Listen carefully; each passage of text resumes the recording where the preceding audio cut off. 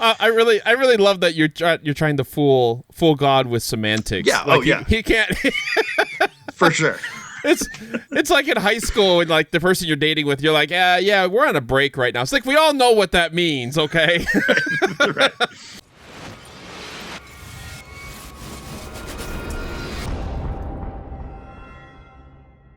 All right, Matthew here with Peoria Adventist. I am happy to have a special interview today with my friend Brad, who is an awesome person, and we're going to go through his story a little bit because I think he's got some really important things to say. And so even if you're watching this and you're not a pastor, I think you're going to get some insight here that you'll find to be very valuable. So let's start off with who this Brad guy is. Brad, how do you pronounce your last name, and where are you right now? Gienger, like singer, but with G. And for the moment, I'm in Coeur d'Alene, Idaho, but we'll be relocating to California very shortly. All right. And what are you going to be doing in California? I just accepted a position with a local church there as a pastor. Santa Rosa Seventh-day Adventist Church in Santa Rosa, California. Santa Rosa. I like how you had that moment of hesitation. Like I just accepted a position there as a Well, right. pastor. It's important to keep that sort of inherent a guilt and hesitancy about coming clean about the dark secrets in our lives. Now you pastor with me nearby. I'm in Peoria, as everybody who watches this knows. You were like, we were neighbors here in Illinois on Yes. a couple of occasions. You had two districts around me, and I think you were here like a couple months after I got here. Is that right? Are you the one, or you were just before me? You were before me or after me? I think I got there just before you. I arrived July 1st of 2017 in Illinois. Okay. Yeah, I got here in February of 2018. So, yeah, you were the veteran. And I was the newbie for a few months until we got another pastor. All right. So you were here pastoring with me for, a couple of years, few years. COVID hits. Last summer, you decided you need to change. What did you do? Yeah. It was one of those situations where I don't think we definitely weren't planning on taking a break from vocational ministry, but just kind of over the course of a month or two, like a bunch of different situations kind of fell in a row. Boom, boom, boom. I had someone call me out of the blue and offer me a job. My folks relocated to the area, so we had a millennially approved place to land at my parents' house. And there was just sort of this confluence of events. And so we prayed about it, really felt like that was the way God was directing us. And it was definitely, needed to, for a lot of reasons. All right. So you decided to take a break last August. You moved out to the Pacific Northwest. Did you see any sparkly vampires out there? Just asking. Who knows? Everybody's wearing masks, so I guess it's an open question. All right, I feel like I can't. I just got to stop asking that question of people out there, because it's like Twilight is just so far behind us now. It's just on nobody's radar, thankfully anymore. Anyway, so you were out there. You're working for a few months, but now you're pastoring. You're going to be taking up Santa Rosa here relatively soon. Was just like a long, convoluted scheme just to get sunshine, like. Yeah, maybe. There's probably a psychoanalyst out there who would love to take the whole saga apart. I don't. We definitely had no inkling that a call of any kind would open up in California. And even when I started to get the sense that God was saying, eventually I need you to be back into, a pastoral role, I called and sent my resume to like 5 or 6 conferences, and not a single one of them was in California. Yes, obviously, I think there's a obligation that you always send your first request for a position to Battle Creek, just in homage of. No, all right. Anyways, well, we're gonna get back to Santa Rosa. We're gonna get back to the sunshine just a moment. Why did you feel like you needed a break from pastoring? Was it COVID related, or is it just kind of pastoring in general? Yeah, I mean, I think that it was a confluence of things. So definitely just pastoring in general. I think I hit a point where I was surviving more so than kind of intentionally driving towards ministry. It sort of felt like all the passions that you come into ministry with, and the things that you get excited about. For me, I just felt like I was trying to just keep my head above water. For a lot of different reasons. There were some family aspects that played a big role in it, and just I think I definitely needed just a change in perspective, a change in scenery, the whole thing, and when God opened that door, it wasn't it wasn't unwelcome. Yeah. Would you say the burnout that you were experiencing, is that a unique experience for pastors? You know what I mean? Like, is this just you and you just kind of struggle with this position? Or have you found, as you talked and related to other pastors, that this is a common thing? Oh, I would say the burnout is absolutely the norm. I would say I have yet to talk with a pastor who hasn't experienced some level of burnout. Yeah. Yeah, I'd say that's been my experience as well, and it's sobering. And the reason why I asked that question is because I understand pastoring is a very difficult profession for anybody who's not a pastor to relate to. Yeah. Okay, and you can say that about a number of professions, okay? If you're a surgeon, I'm going to have a hard time relating to your profession and the kind of just the flow of how that works and the pressure you're under. All right. But pastoring it's an exception. There's no TV shows that place you in the shoes of a pastor and try to help you understand that. Okay. Now, I'm not saying that would be an ER, interesting procedural, though. It really would. Yeah, it really would. To like a very select portion of the population. Right. Yeah, that's right. All the pastors who watch it, that'd probably be about it. Because I don't know how that would be interesting. But here's my point. It's not that watching ER would help me to deal with what a nurse or a doctor deals with. Okay, I'm not saying that, but at least with those shows or novels or audiobooks about the medical profession, you can at least get some insight into it. There's just not a lot out there for pastors. Yeah. It's really hard to understand what it's like because on paper, I mean, I don't know how many times, you tell me if this is true for you, Brad, how many times somebody has come up to me and said, even jokingly, half jokingly, you only work 1 day a week. And I mean, right, and like, what are you most known for? You're most known for writing sermons. Mm-hmm. Well, sometimes you have elders or other people in your church who preach too, and maybe they don't write them as fast as you do, but it's kind of like, yeah, you preach, and there's like 6 people at a church who can write sermons too. You know what I mean? So it's really hard to appreciate what it is that you do. Yeah. So I just asked that about burnout in pastors because I want the people who are watching to understand this is, as Brad says, an exceptionally common thing.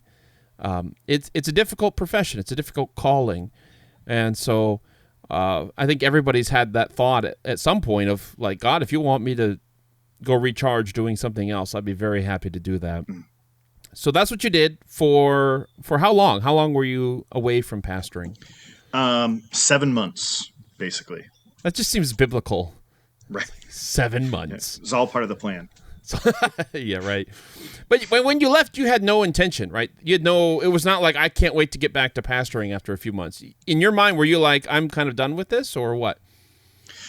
You know, we always said, we're taking a break, and somewhat tongue in cheek, like my thinking was, well, if I say I'm just done, I know God's gonna definitely call me back. So if I say it's a break, maybe that's Yeah. safer. But I think so. Initially, we didn't really have any sense of like, well, maybe someday was really all we would say. Maybe someday God will call me Yeah. back into ministry. I really love that you're trying to fool God with semantics. Yeah. Oh, Like yeah. he can't. For sure.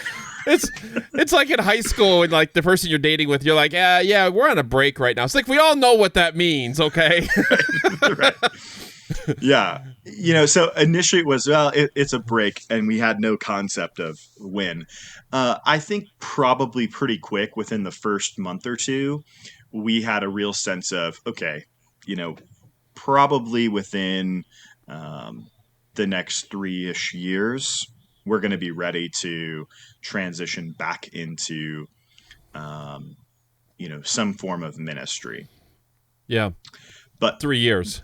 right, right. No real immediacy, no urgency. Wasn't looking for anything, and it really was only until recently that we felt a more immediate, like, okay,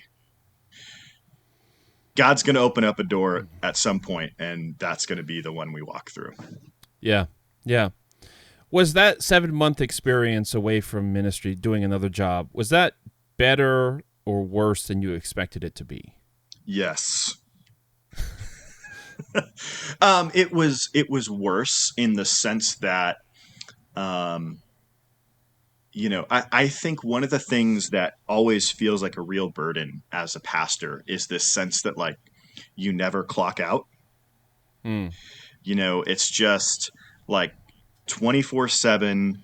An email comes in, a Facebook comment comes in, a call comes in, whatever.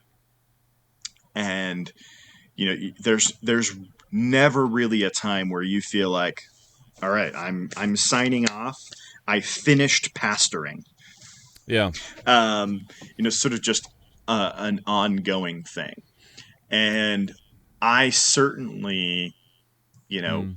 coming into a regular job, if there's such a thing, I definitely had a perspective like, well, I'm gonna, 9 to 5, I'm in work mode, and then immediately I can, tune out. Um, and that's just not the reality of the modern work life. Nobody works Hmm. 40 hours a week. Most Yeah. people are working 50 or 60 hours a week. Um, so that part was definitely really not what I was naively expecting. Yeah. Um, So you thought there'd be more structure, because yeah, like pastoring is like water. You don't kind of like get through the stack of papers on your desk and you're like, I'm now done for the day. There's no real measurable progress. It's just, yeah, it's like a sea. yes. It's just Yeah. always fluid.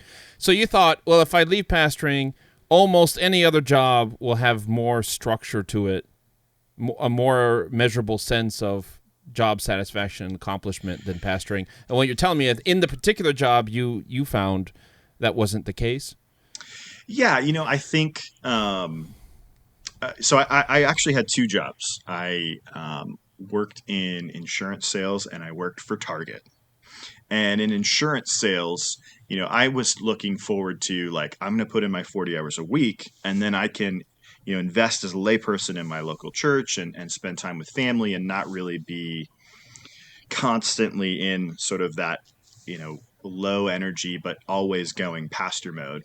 And instead, I was immediately jumping into 60, 70 hours a week. Mm. Mm-hmm. So there was somewhat of a delineation when you clock out, but not really. Yeah. Um, and so that was definitely a wake up call. When I worked for Target, it was definitely like you clock out and you're done. at the same time, it felt very. It was harder to connect what I was doing to any kind of meaning. What Mm, am I? I clock out. Yes, I'm done. But what did I finished working, but what did I accomplish yeah. that held some value to me at least? Yeah. So this seems to be a really interesting conundrum because you can have jobs that are full of meaning, but without clear boundaries, it can really lead to burnout, right? Mm. I imagine that's what it's like to be an aid worker, Mm. in a refugee camp or something. I mean, like the need is just so great, and what you're doing is so important. How do you ever stop uh, and live with that? On the other hand, you have jobs also that have clear boundaries, but maybe don't offer you a lot of meaning. And Uh, I say both things, really personally. Like I yeah. think it was a culture shock in some ways to go from self-directed, like I'm choosing to do things that at some level I feel are important, to uh, I'm doing things that someone or some company feels are important, and that Mm, was a real like whoa yeah. transition for me. Yeah. Yeah. Yeah. Yeah. Sure. Sure. So when a door opened then for you to leave this and take up pastoring again, what do you feel like is going to be different this time around? Like how do we know, like, do you have the same sense of foreboding? Like, I'm going to jump back into the church and be in the same spot. What changed? Mm. I think perspective is always critical. So, um, I think I definitely feel a renewed sense of uh, when I was working in the real world. The Sabbath and church was at the best of times like a true like, man, what a great opportunity to just be somewhere meaningful, be uplifted, take my kids somewhere that they're excited about. Um, Hmm. so that sense of like, wow, church can really be such a special thing for a family and someone in the Hmm. workforce, as a foil to the work week. Um, on the other side, there were weeks where it was a bit of a like, wow, I'm adding a burden to my other burdens going to church. Yeah. So there's definitely a renewed sense of purpose in, man, how can we make sure that when someone comes to church, it's like the best decision they could have made for Hmm. themselves, their Hmm. family, their mental health, their spiritual health. Um, so that renewed sense of purpose and just perspective, I think, such a is really giving me a lot of energy. Yeah. Um, that's making a huge difference, and maybe I've grown a bit wiser in um, managing, you know, myself Hmm. and to what level I'm engaging and allowing myself to get spent emotionally. Mm-hmm. Yeah. Now I have to ask, when you were attending church, not as a pastor, were you a good church member? Because I think like the few times I ever get to sit in church and not have to preach, I am the worst church member in that church because I'm just like on my phone, like get to the point already, like, or else I'm like hyper engaged, like that person's walking across the platform. What are they doing? Because I'm so used to like being the guy who has to Mm-hmm. always know what's going on and make sure people are where they need to be. I'm like at one extreme or the other. Either I'm just like totally disengaged because I find it hard to enjoy because I'm always the one feeding other people. I don't know how to sit there and eat. Uh, Yes. was that you? Yeah, for sure. And I think maybe all pastors are like that to a degree. Like it was incredibly disorienting to just not know what was going on at a local church. Like just so disorienting. Um, you know, probably maybe that's like, you're so unhealthy that like healthy things are Yeah. it's like after you've gone without water for a long you're dehydrated, you sort of have to ease your way back in. I don't know.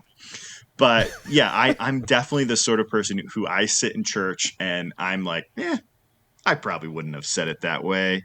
Yeah. Not sure how I feel about that exegesis. Yeah. Yeah. Uh, Yeah. I know. or boy, that was an interesting way of doing announcements. Are they sure they wanted that group up in Yeah. front for Yeah. music this week? Yeah. Misspelled something in their bulletin. Yeah. If I were the pastor, I'd want to know. Yeah. We're only pastors because we're terrible church members. So Yeah, yeah. It's the Adventist version of those who can't do teach. yeah, that's right. That's those right. who can't be members pastor. Yeah, that's right. I like that. Yeah, we're just not good. I mean, I like that should give us some empathy. And I feel like what I'm hearing you say is this is what you're walking away with is a lot more empathy for the church members who are, in jobs that just drain them during the week, and they're coming to church for like what they need when they get to church, because you know what that feels like now. You've reminded yourself what that feels like. So you got empathy, and then on the other hand, it feels like you have like a renewed sense of the church's mission, especially in the lives of its members. Like, what should the church be providing for its members? Yeah, I think I one of the things that's hard as a pastor is you are in, for better or for worse, the position for people to offload their spiritual responsibility on you. Mm. And given just the stresses and the demands of, modern life, I think offloading that spiritual responsibility is maybe easier than ever. Yeah. And on one hand, man, that means as a pastor, you just have to be so diligent about managing that load in a Yeah. healthy way. And I think that's just hard to do with consistency. Hmm. On the other hand, it's also then, I think really difficult, but understandably so, to figure out how do I encourage spiritual responsibility. How can I find the nooks and crannies of an incredibly busy life that members are leading for them to, take some of that spiritual ownership back. Yeah. Um, Yeah. I feel like you're really hitting on 2 points that are really points of passion for me. The first is the mental health and spiritual health of pastors, because you know my journey. There's been moments where I'm like I'm done, I'm burned out. And the other thing that is a point of passion for me is narrowing the gap between pastors and members of the church. I mean, pastors are members of the church, okay, but between clergy and laity. Because I think pastors, many of them go to seminary, they get these master's degrees, and then they come back and there's a janitor at church, there's somebody who works at Target or in sales or whatever, and we want to just kind of squish that gap down and bring the pastor as close as possible to the members, and I feel like you're walking away with that experience. So I want to conclude with 2 questions for you. These are not sermon questions. The first is, what do you wish members understood about pastors? Like, what do you wish that they knew in terms of how they can help support their pastors? And then the last question will be, what do you think pastors should know about their members and what they're going through during the week? Yeah. I wish that members understood that pastors are transplants, and the pastor's family is a transplant. And we have no community outside of the local church when we arrive. And often we move so much that the local church is really the only opportunity that the pastor's family has for community. And I think it would be such a huge thing for churches to really take kind of an intentional approach to making sure the pastor's family feels like they are part of a greater spiritual family from day one. And whether that is just you have a church or members or whomever have a really like process set in stone, like this is how we're going to welcome the pastor's family. Because we have uprooted ourselves from our families, our friends, and it is really difficult to have that community. And it's hard, I think, for a lot of people to reckon with, because most people are in their hometown. They have that community outside of the church.